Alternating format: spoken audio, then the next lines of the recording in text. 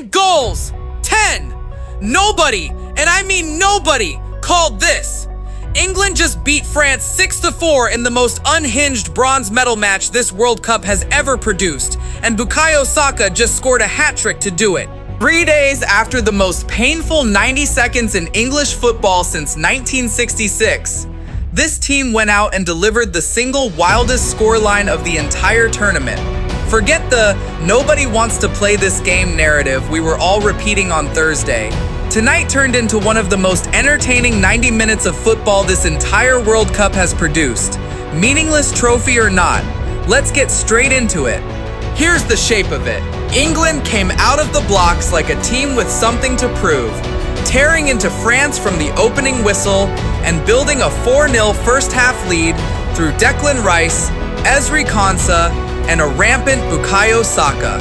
4-0 at halftime against France, a team that had scored 16 goals on its way to the semifinal. Nobody saw that coming, not after Wednesday's collapse, not against a French front line with Mbappe leading it.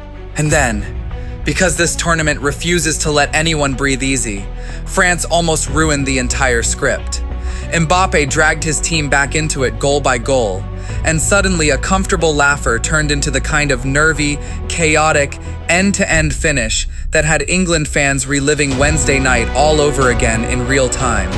4 goals conceded from a 4-goal lead is exactly the kind of collapse this England team has been living through all tournament.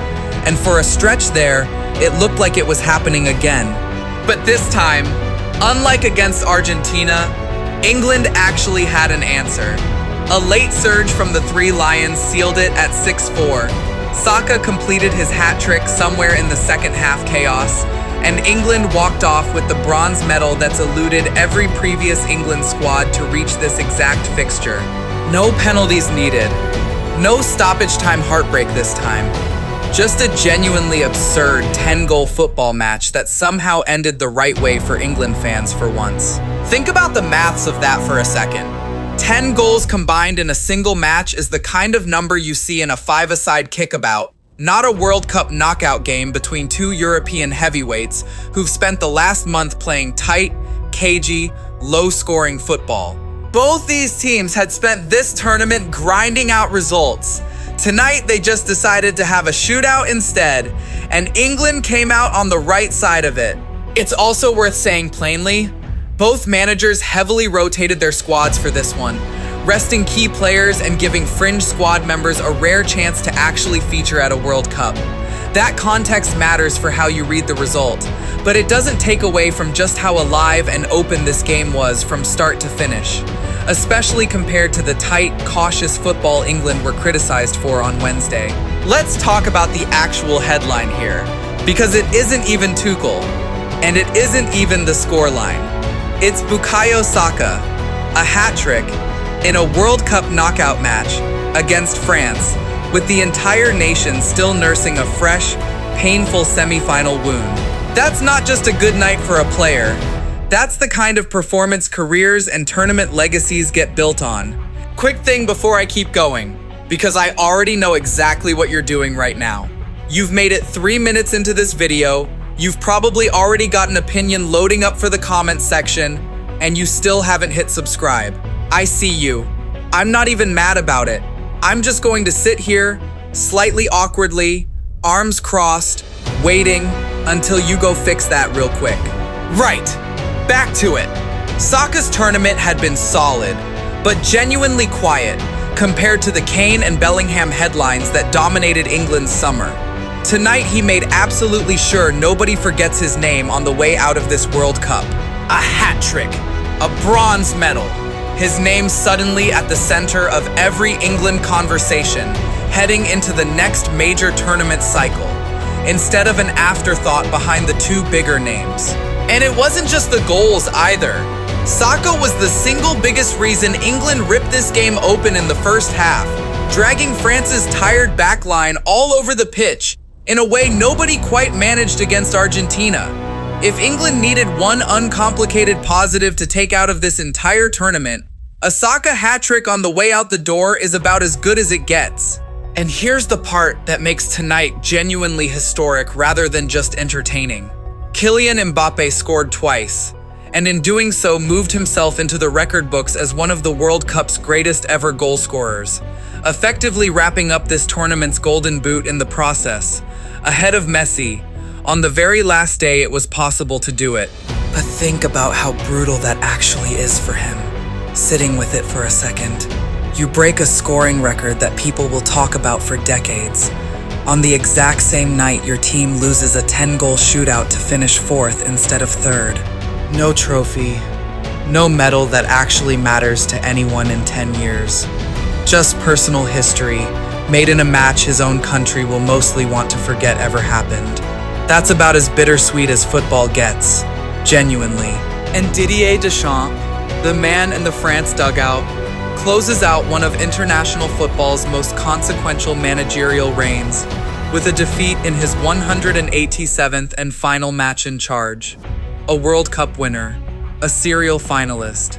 14 years of sustained success at the very top of the game.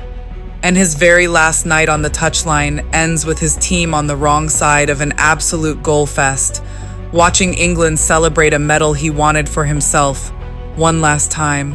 So here's the real question underneath all the chaos. Does tonight fix anything from Wednesday? Not really. And I don't think anyone serious is pretending it does. Argentina and that 90-second collapse still happened. Tuchel's substitutions are still the story England fans will be arguing about for years. One wild bronze medal match doesn't erase that, but it matters anyway. And here's why. This is the first bronze medal in England men's World Cup history. Not the first attempt at one, the first actual medal.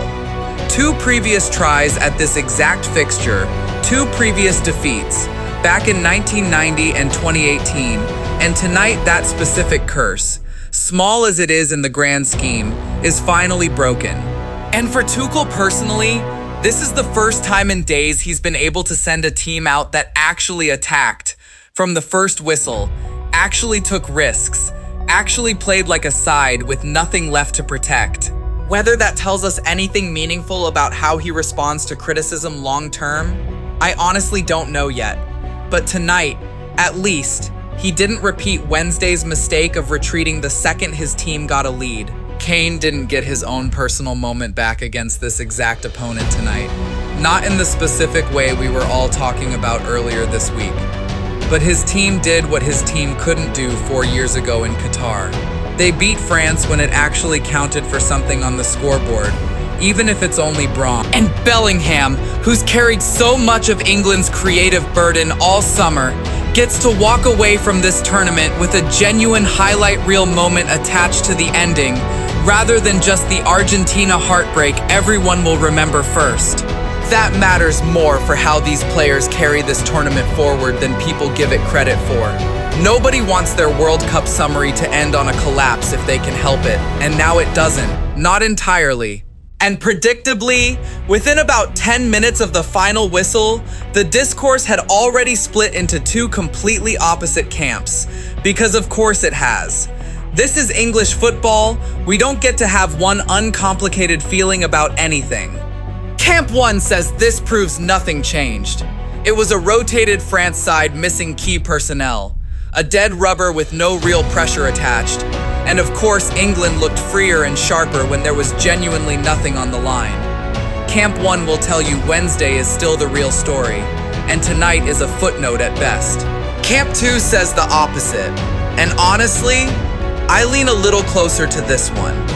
A team that had just been picked apart for lacking courage went out 3 days later and played with total freedom, scored 6 goals against a major footballing nation, and became the first England side to actually win this specific fixture. That's not nothing, whatever context you want to wrap around it. The truth, as always, probably sits somewhere in between those 2 positions. But I'd rather watch a team score 6 goals in a spirited response than sit back and defend a lead into oblivion again. And I think most England fans genuinely feel the same way tonight. Step back for a second and look at what this tournament actually did to both these teams. France arrived as one of the favorites and leave with a legendary manager's final match ending in defeat. and a golden boot that offers precisely zero comfort for missing out on the trophy entirely. England arrived with a manager under pressure from day one and leave with their most painful semi-final in years, immediately followed by their single most entertaining match of the summer. Football doesn't usually hand you a tidy, satisfying ending, and tonight really didn't either. It handed both sides a strange, split-decision kind of closure instead. Heartbreak and history, all mixed into the same 48 hours. There's something almost poetic about it too, if you squint. France's greatest individual attacking talent, breaking a career-defining record on the exact night his manager's long, successful reign ends in defeat. England's most heavily criticized week in years, immediately followed by their most free-flowing, joyful 90 minutes of the entire tournament. Neither ending is clean. Both are memorable. That's probably the most honest way to describe this entire World Cup for these two teams. So that's the story. Not redemption exactly. Not for every single storyline we were tracking earlier this week, but a genuinely historic night regardless. England's first World Cup bronze medal, Saka'S coming out party, Mbappe rewriting the history books in defeat, Deschamps bowing out after over a decade of success with a loss, 10 goals, several completely different emotional gut punches, and a result absolutely nobody predicted at halftime. Drop your reaction below. Was this exactly the response England needed after Wednesday, or does it not actually change anything about the bigger picture? I genuinely want to hear it either way. And we are not done yet. Tomorrow, Argentina and Spain play for the actual World Cup. Messi one win away from footballing immortality against a Spain side that hasn't trailed for a single minute all tournament. That preview is coming next, so stay close.